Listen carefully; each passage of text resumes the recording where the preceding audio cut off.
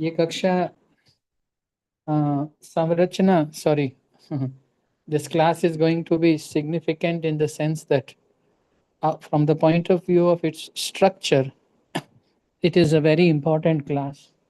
People who for some reason missed out on classes on chapter 3, if they listen to this class, they will benefit instantly, and then they can listen to the remaining lectures related with the chapter titled as Karma Yoga. Om Namo Bhagavate Vasudevaya. Om Namo Bhagavate Vasudevaya. Om Namo Bhagavate Vasudevaya.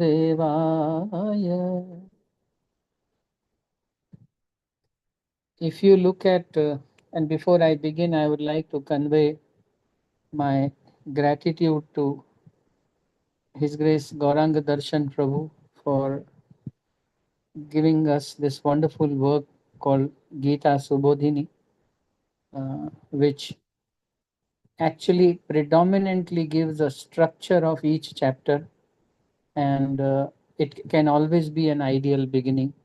So whenever I also talk about the structure of Bhagavad Gita, not the insights, of course his insights are bang on and they are directly related with Srila Prabhupada's purports, but due to our various types of nature, uh, insights can definitely vary while they all point to the same message. But putting that thing aside, I just want to thank Gaurang Darshan Prabhu for being merciful on all of us and giving us that book called Subodhini, Gita Subodhini. So refer to chapter 2, verse number 49. Now I'm beginning the class. So in that verse, Krishna tells Arjun that on the strength of buddhi, stay away from all kinds of abominable activities.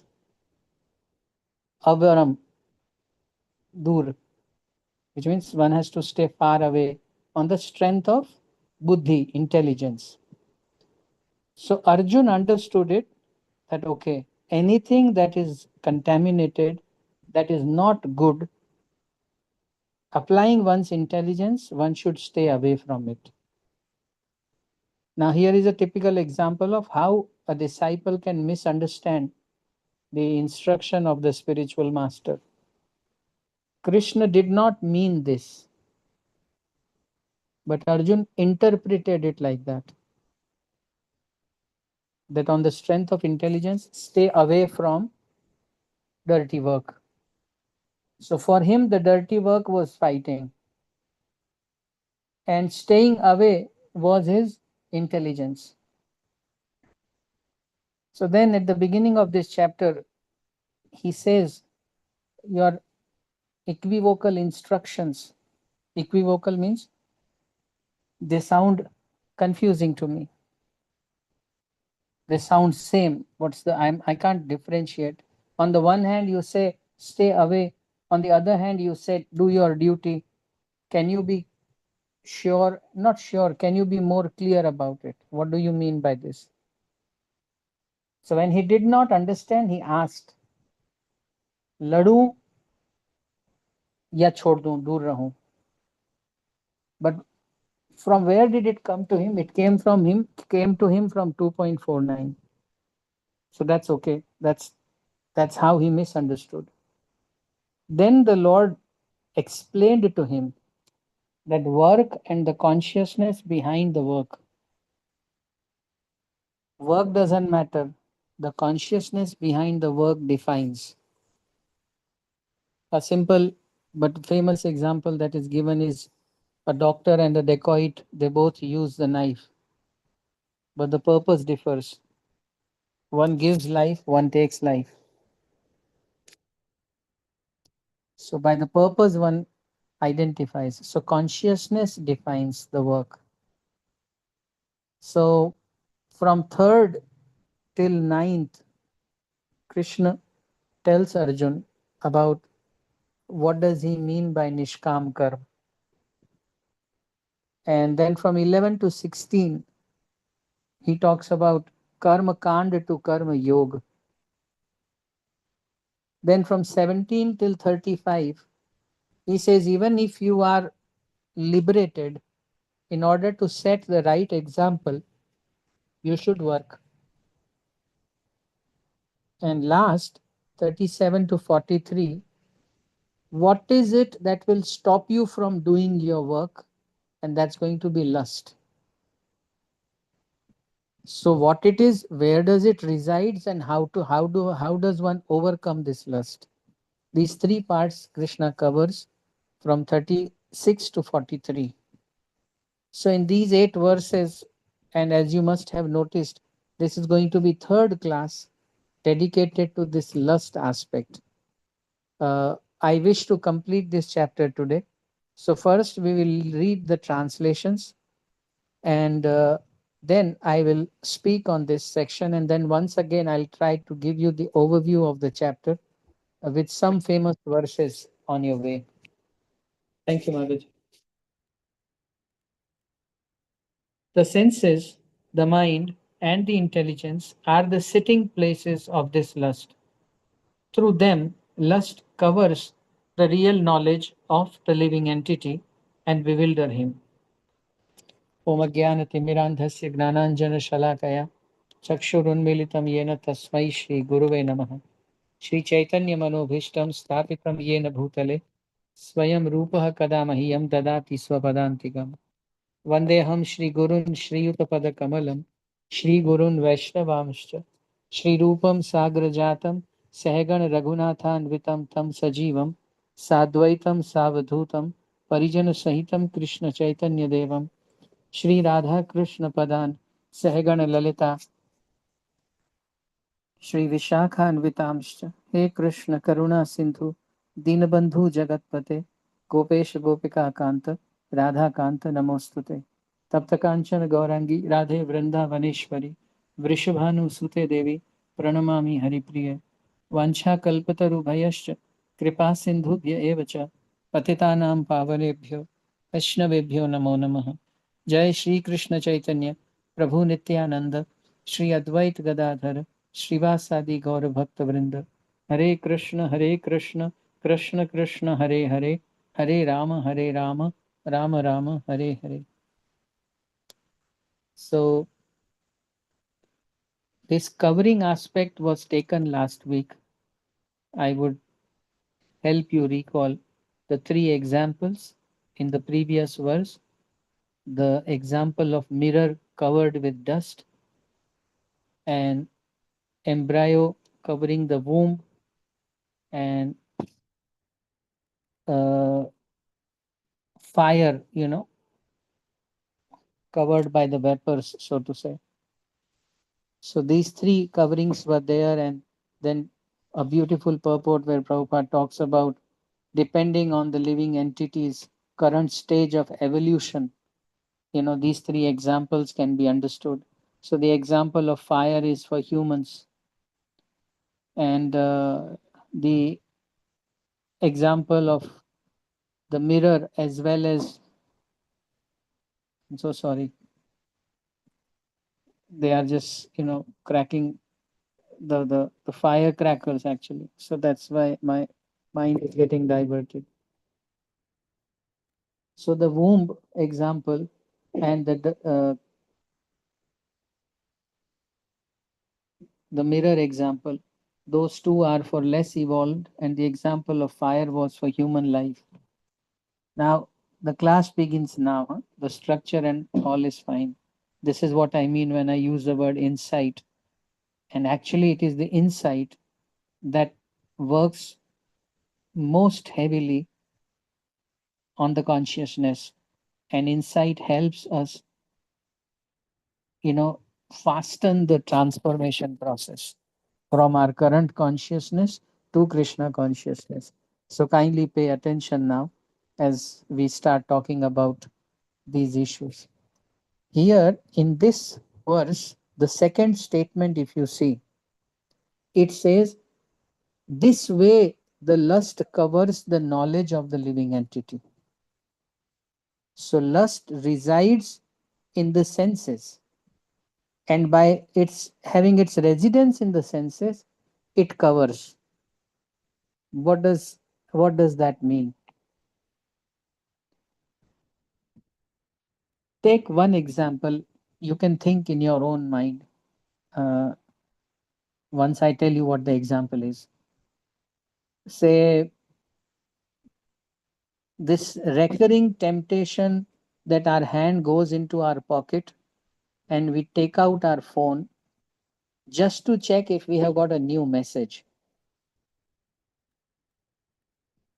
Now, there is lust involved completely in this. It is slightly subtle form of lust, so we are not able to see it. Those who cannot relate, please go back to previous class where I had talked about a broader definition of lust, kama, and I had given example of people are lusty after cars, flashy cars, sleek cell phones. So lusty after food, and therefore in the narrow possible sense, lust equates to sex life, desire for sex life in the narrow sense. In the broader sense, lust incorporates all attributes, which means whether it is eating, sleeping, feeling lazy, getting more wealth, all of this is born out of desire, and desire means karma. That is how we should understand lust. So, when this lust resides in our eyes, on our tongue, in our ears, we will take examples to understand it more clearly. What happens when lust resides onto the tongue? Can someone please give answer? Question is, what happens when lust stays on our tongue? Favorite food we want to like hanker. Correct.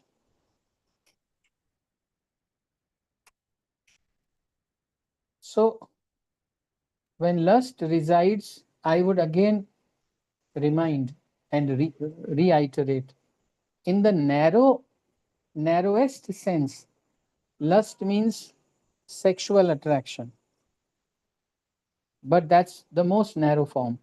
In the broadest sense, lust means karma, lust means desire, and therefore it can stay in all the five knowledge gathering senses as well as action oriented senses, our hands, our legs, genital, anus, like that. It can stay at all these places. So when the lust resides on tongue, then how does it cover the consciousness of the living entity? The verse is saying by having its residence there, it covers the consciousness, like the mirror is covered by the dust. So mirror is consciousness, dust is lust. Embryo and the womb. So embryo is consciousness, womb is the lust. It's covering. Now remove this lust, desire. Lust equals to desire, not just sex desire. Lust equals to desire. That's the real meaning. Now, if you remove this desire from the tongue, then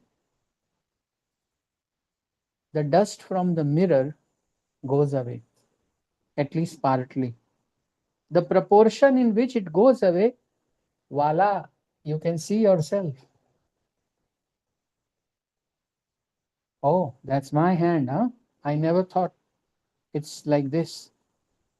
A part of you becomes visible to you because the veil is taken off. Now, how does that work? Well, then you eat to maintain the body and the soul. What does that mean? You eat less, you'll eat right. What does that do? It instantly has an impact on your sleep and your sex desire. Prabhupada confirms. One who eats more sleeps more, one who sleeps more gets more sexual desires. So if you're sleeping more, then mind is getting time. Then the mind will throw stories at you. And then you will feel horny. So this is a cycle. But from where did it begin? तार मध्ये जिह्वा अति लोभोमय sudurmati. In the middle of the senses, on the top is nose and eyes, on the side ears. तार मध्ये जिह्वा, the tongue is there. Lobhomay, ati lobhomay, all the time wants to eat. That's why, what do people talk in material life? खाने में क्या है? खाने में क्या है? रोबोट की तरह करते रहते.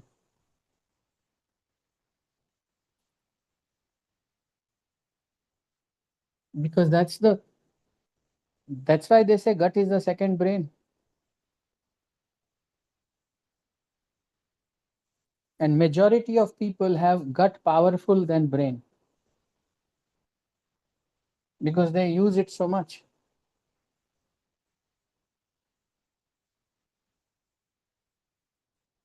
Overeating and eating variety is a cause of covering of the consciousness. That's why Lord Chaitanya says, bhalo na khaibo, bhalo na peribo. Bhalo means acha.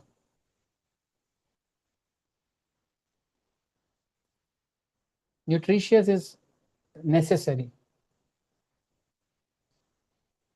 So it resides. Now, then what happens when it is not there on the tongue? Then the sleep is peaceful.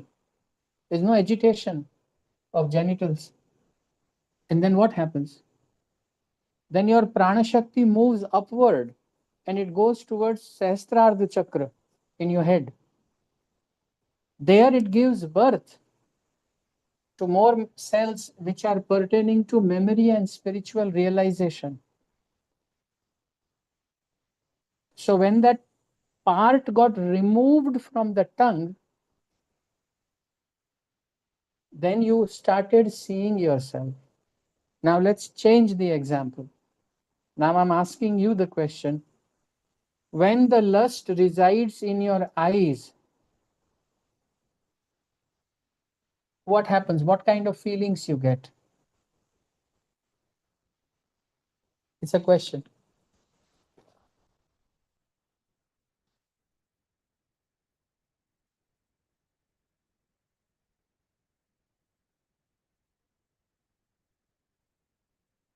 Shambhavalabha Mataji? Okay. Let me give you an example. When lust resides in eyes, we want to see people we love. Look at our songs. नैन भर के देख लेंगे चैन आ जाएगा. नैन भर के देख लेंगे. अखियों को रहने दे अखियों के आसपास. दूर से दिल की बुझती रहे प्यास. मेरे नैना तेरे नैनों से. All of that. It's not just, that you all the time want to see the sex related stuff. It's not just that.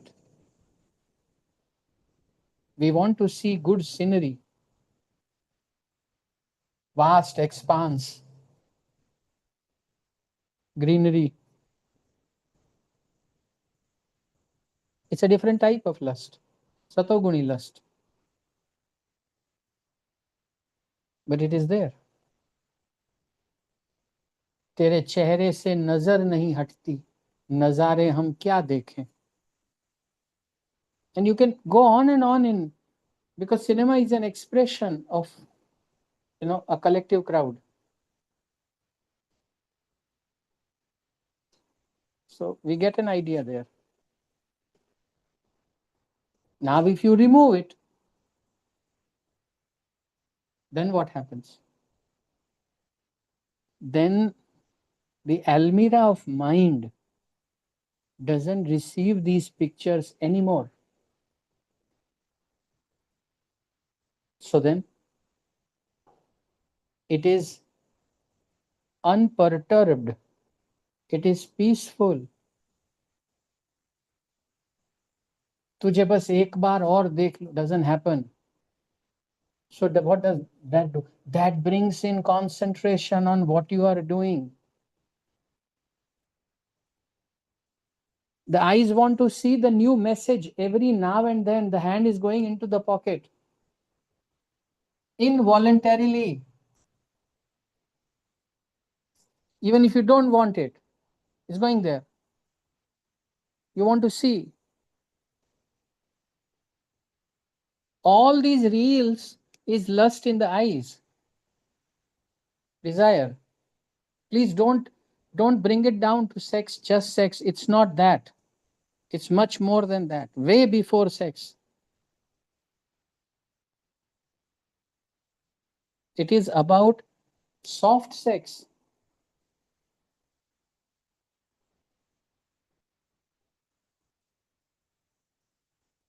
And very, very subtle, very subtle. Phala, phala, sadhvi.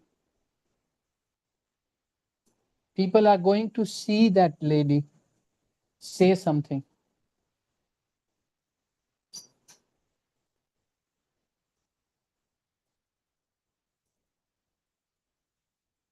You're not listening, hearing. And people don't even get it. Forget about other things. Their intelligence is so dumb, they can't understand that they are getting carried away. Subtle flirting, all of those things. Because lust has found its residence in the eyes. If you remove no distraction, sannyasi, सीधा जाएगा वो. No distraction means immense focus on spiritual subject matter. You can see yourself. Then what happens when lust resides in our ear? मेरी आवाज ही पहचान है, नाम गुम जाएगा. Because the ears want to hear it. अपनी आवाज मिला दो मेरी आवाज से, तुमको मेरे दिल ने पुकारा है बड़े नाज से. Hear. You want to hear that voice once, twice, more and more and more. That's a residential place. Remove it. The almirah of mind is not filled with filth. Again, no distraction. Immense focus on the spiritual subject matter. You will begin seeing yourself. Because lust in the previous verses has already been equated with this covering. Lust, and then in this verse, the second sentence says, this way it covers. How, which way? By residing in the senses. I want to ask a question here. Has everyone understood this verse properly? Is there anything that you didn't follow? I'm looking for an answer, please. लग तो रहा है प्रभु जी समझ गए. Aradhana Mataji?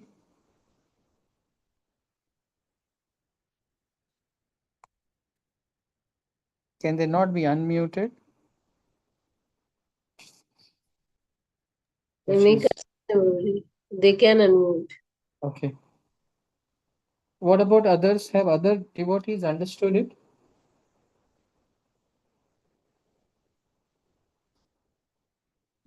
So many Yes. people are here. I'm not getting an answer.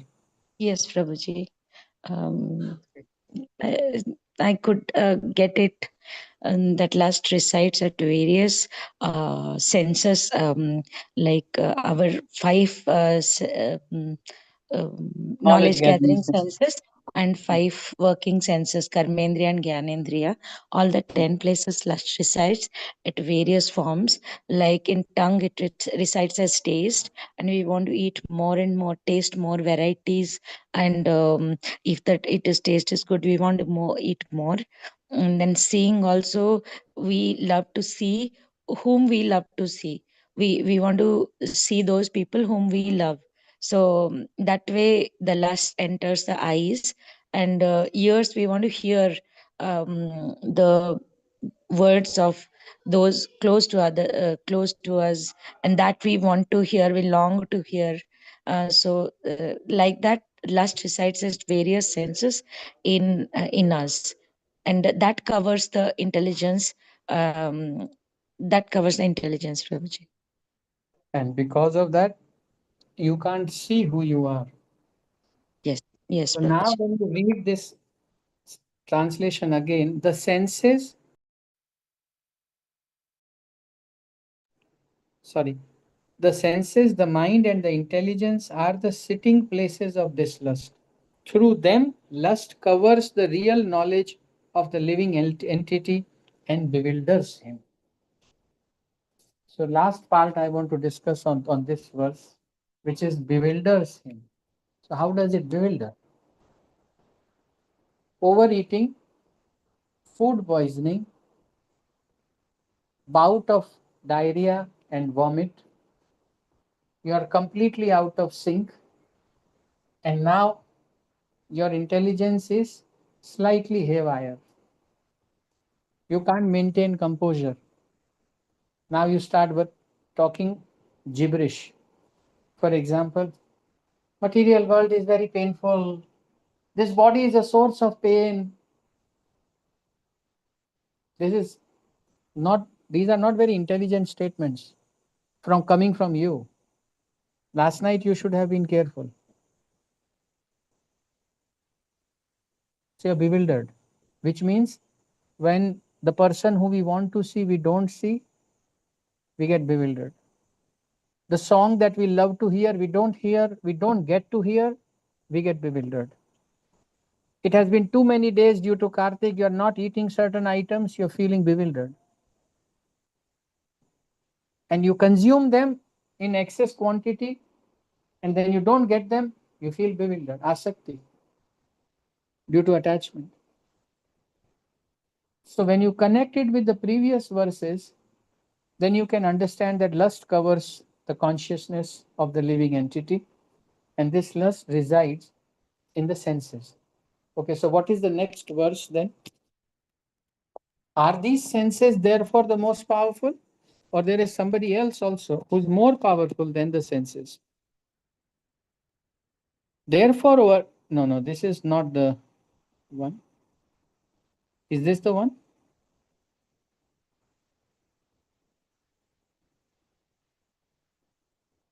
Okay. Therefore, O Arjun, best of the Bharatas, in the very beginning, curb this great symbol of sin, which is lust, by regulating the senses, and slay this destroyer of knowledge and self realization. Everybody says enough description, enough diagnosis. What is the treatment? This verse is the treatment as far as Karma Yoga is concerned. Regulate the senses. What does this imply? Don't deprive them of the enjoyment. Just make sure you don't go overboard. Immediately, many of you must have felt a relief. This is going to be technical for next 5 minutes. We all want to enjoy and enjoy unlimitedly in quantity and time both. This is our nature. When somebody abruptly stops us, then we kill that person. Between these two extremes of overconsumption and complete deprivation comes a path called Madhyam Marg. This Madhyam Marg means regulation. You have sex desire, enter Grihastha ashram. It doesn't mean you will be completely safe, but it certainly means you will be mostly safe.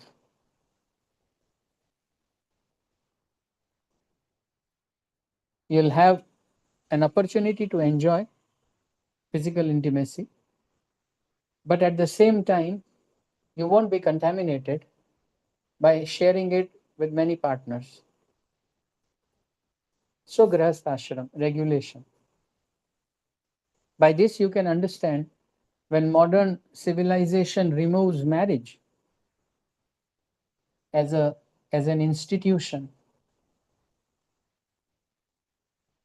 then it is inviting all kinds of troubles, because then the consciousness will get covered more and more by lust. The intensity and the frequency both will increase as far as lust is concerned. It will render people with poor memory, poor physical health, and loads of diseases. This is what it will entail: a marriageless society. And then our average age, even if we live for more number of years, our quality of life will dip. The onslaught of lifestyle related diseases will increase. Prabhupada mentioned Sankalp is directly related with control on sex life. And this is more so in the context of males, not females. If you see somebody whose willpower is very strong, Dhrada Vrata, you should know to a certain extent he has conquered lust. Therefore, he can do what he's doing. I mean, I'm not so, but I do get overwhelmed when I just imagine a man. Just imagine a man who has conquered lust. And I'm here talking about sex desire. He is invincible. He's inconquerable. Because there's nothing left for him to get enticed. He can preach unlimitedly.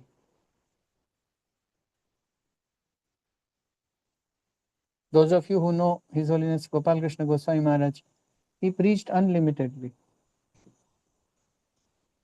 Because he would never get stuck in any relationship. He will keep on giving mercy, but won't pause. Because he had conquered.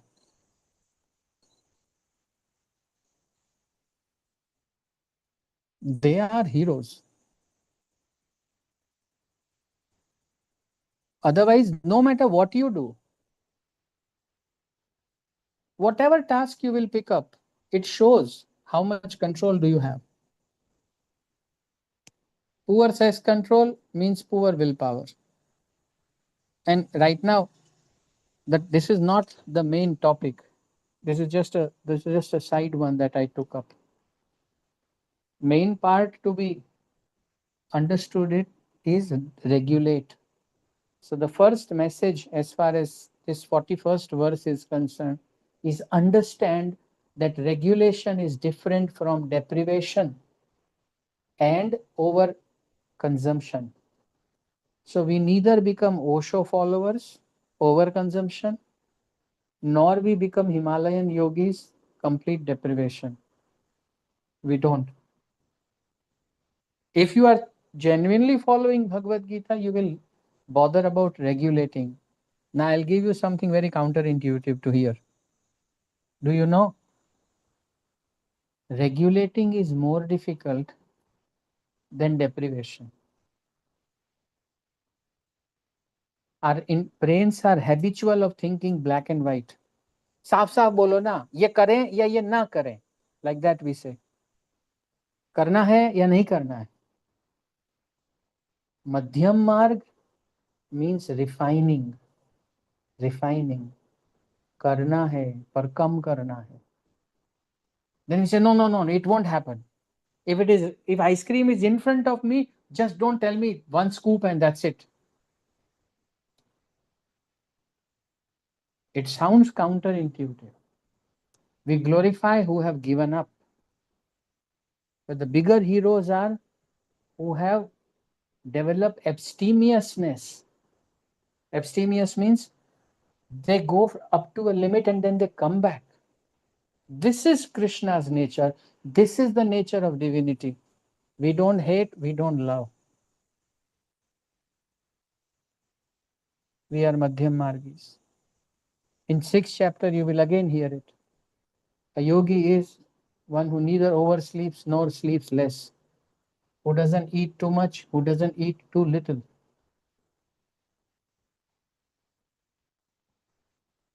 Very difficult.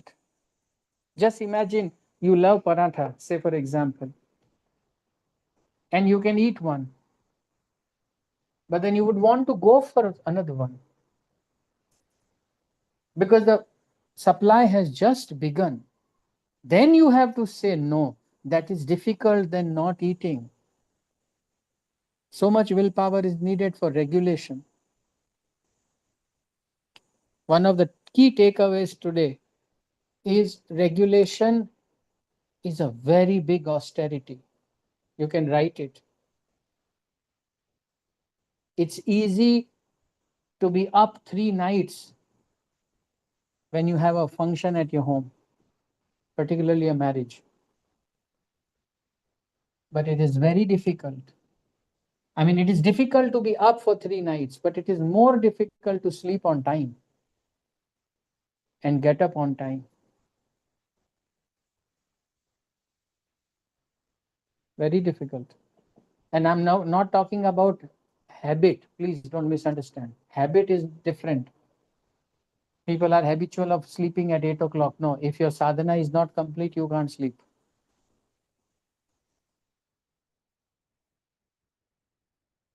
The sadhana is the principle, not sleep.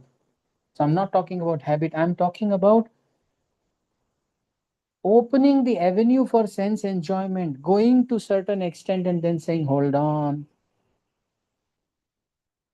It's so frustrating. Welcome to the world of regulation. Why do married people cheat? And outsiders say, oh, he is married. What do you mean he's married? One partner is a regulation. And regulation is the source of trouble. Because staying regulated is more difficult. Your senses agitate you. You are surrounded by provocative stuff. And then you have to control. So it's difficult. So regulation, and Krishna is saying conquering lust is only possible through regulation. Now I'm going to tell you the beauty of it. So far I said how challenging it is. What is the beauty of regulation? Dear devotees, regulation is least violent. Deprivation is very, very violent. It's heavy on mind. Mind doesn't like it. Nigraham kim karishyati. In this chapter itself we heard. What will repression do? So for ages, years and years, people can suppress their emotions. But regulation is organic. Deprivation is highly inorganic. Regulation is least violent. Deprivation is most violent. You deprive your senses of the source of enjoyment. That's deprivation. and it goes and becomes a part of your permanent consciousness. There's nothing like called temporary consciousness, but it goes and stays with you. So suppose in previous life you had conquered lust by 4 points out of 10. So you are now born at, which basically means if you look at 10 people of opposite gender or whatever, you will feel drawn to 6. Just a routine example. But if you are organically doing it, in this lifetime, you may reach 5.5. Perhaps after 11, 12 lifetimes, you would have conquered. That's power of regulation. Because there is no remnant left. You are clearing it along by giving something to mind to enjoy. You are clearing it along. That is to be understood. And therefore, you will not feel you are missing something.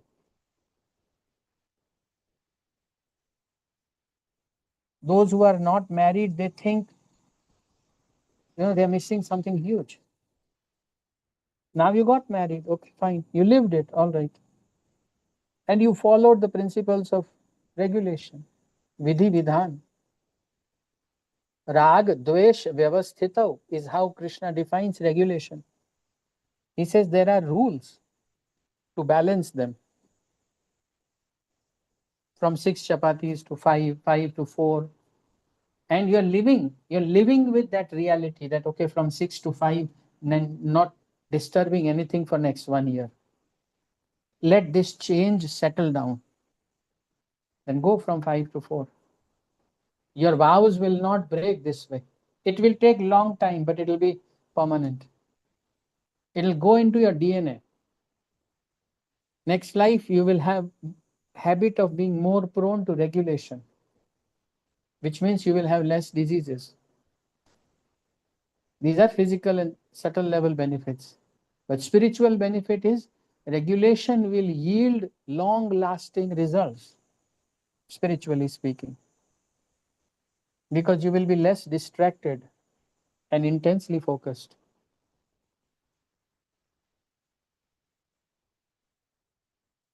Devotees don't take this method. I'm not talking about how devotees conquer lust. We depend on the holy name. For us, the holy names conquer the lust. We take shelter of the names. And even then, we also follow the regulatory path. 4 regulations. We don't say no marriage, we say no illicit sex. That's regulation. We don't say don't eat anything, we just say don't go for onion garlic. Like that. So if you have to conquer, you have to regulate. One who understands Gita understands Madhyam Marg. One who understands Madhyam Marg in the long run, he will succeed. That is what it is. Let's go to the next one. So Krishna says, before you begin anything, O Arjun, you conquer this enemy by regulating the senses, because senses is where they are living. Mataji, go to the second last verse.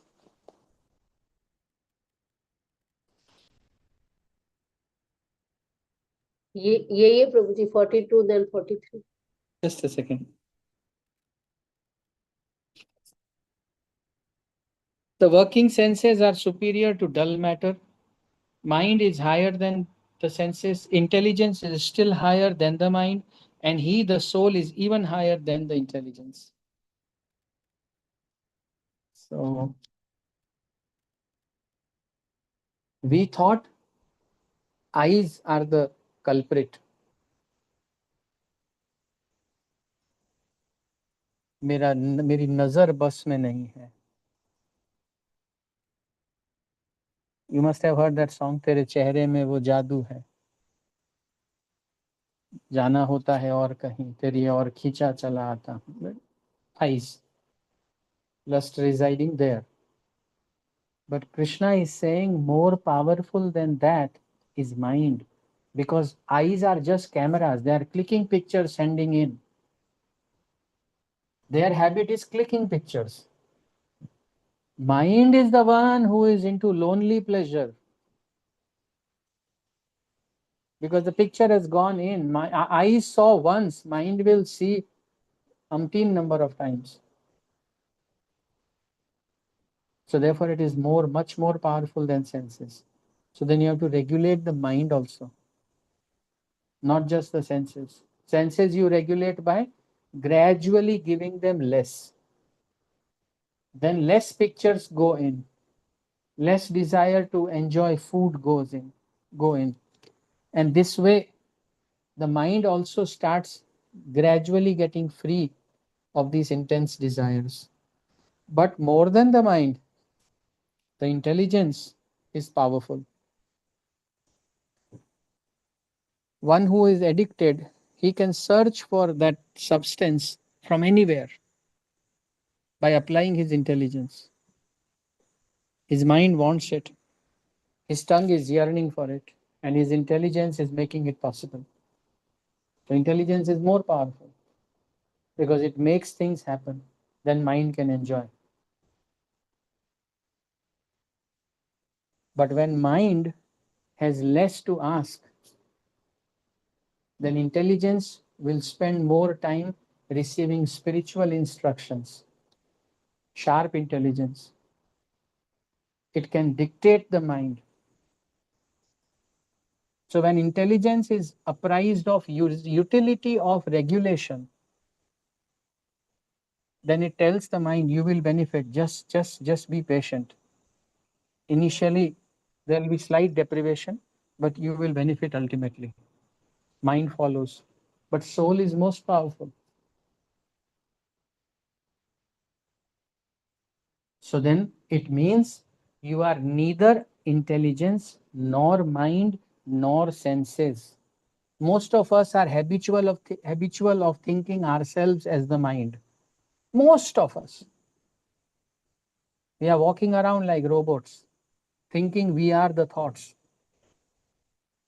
But we are not the thoughts. Thoughts are oozing out from the three modes of material nature. We are not the thoughts. We are different from the thoughts. But most of us are stuck there. We never come out of it. We feel good, we feel bad, we feel happy, we feel sad, feel. Feeling is a function of mind.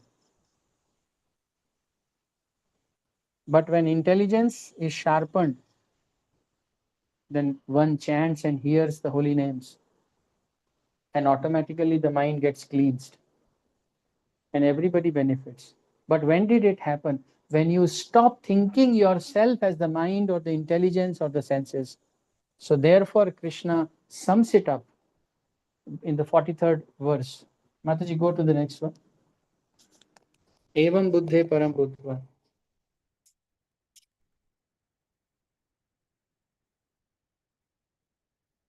So here you see, thus knowing oneself to be transcendental to the material senses, mind and intelligence. That's what Krishna confirmed in 42nd.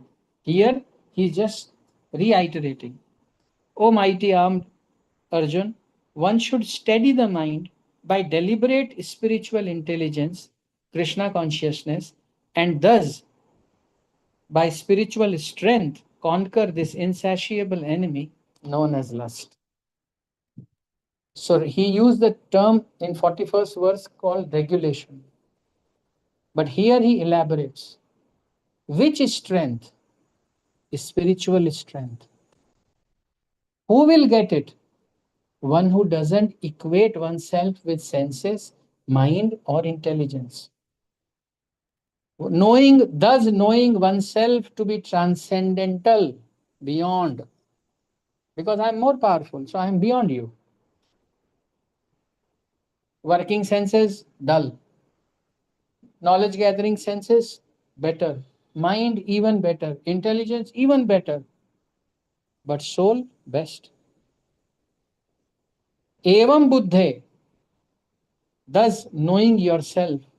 Param buddhva, transcendental to all of that. knowing oneself to be transcendental. Samstabhya atmana atmana. Jahir Shatru Mahabaho Kamarupam Durasadam. Then you can conquer this insatiable enemy called lust.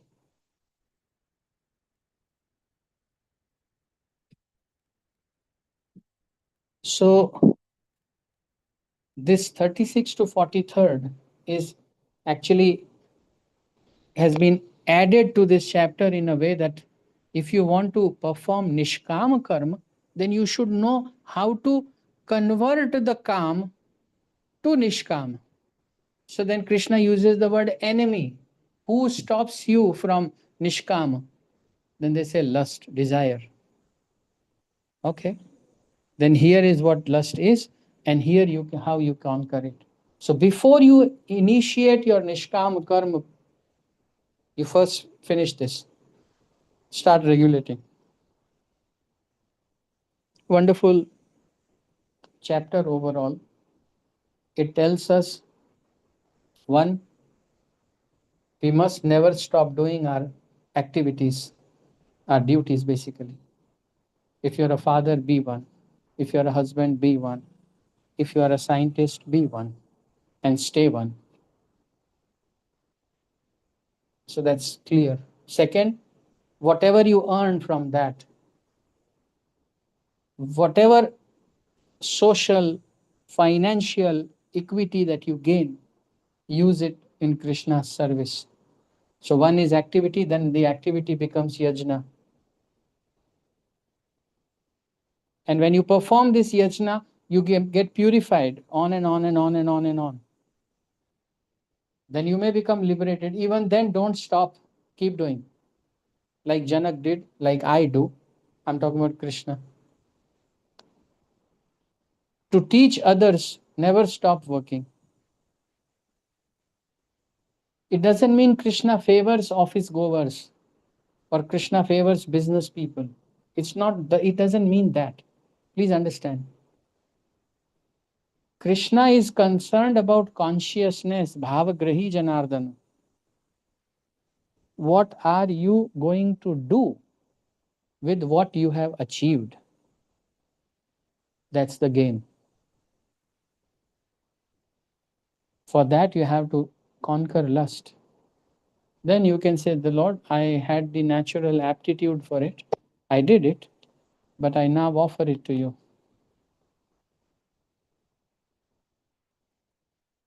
You know, so like that. So with this, I would like to pause it here. And it's very good to know that we have finished 3 chapters and we will be starting transcendental knowledge. Next week, we will be in Vrindavan Dham in Kartik Mas. Some of you will be there with us. Close to 500 devotees are there, and therefore there will be no class next week. Next to next Saturday, there will be class. We will be beginning with transcendental knowledge as the chapter. Thank you very much for your time and hope to see you next to next Saturday. Shri Krishna Chandra Bhagwan ki jai. Grantaraj Srimad Bhagavad Gita ki jai. Jagat Guru Srila Prabhupada. Is there one more? No, it's done, right? Yeah. Prabhuji, just one point I wanted to ask. Like in the normal this thing, we will tell mind only gives intelligence as per the normal thought, but we are differentiating mind and intelligence. Can you please tell Prabhu Yes. this one? You have to sit with pen and paper, 3 minutes maximum. In our routine day-to-day language or parlance, we think mind as being something related with brain. You know, that's how we tend to think. Spiritually speaking, it's not like that. It is very clear. Distinctions are very clear. Mind has 3 functions. Mind thinks, mind feels, and mind wills. It thinks of an object, say ice cream. It recalls the texture, the sweetness, the coldness, the fragrance. It is called feeling. And it wants to eat. It is called willing. These three functions are performed by mind, and mind is nothing to do with brain. Mind resides in the center, middle of your eyebrows.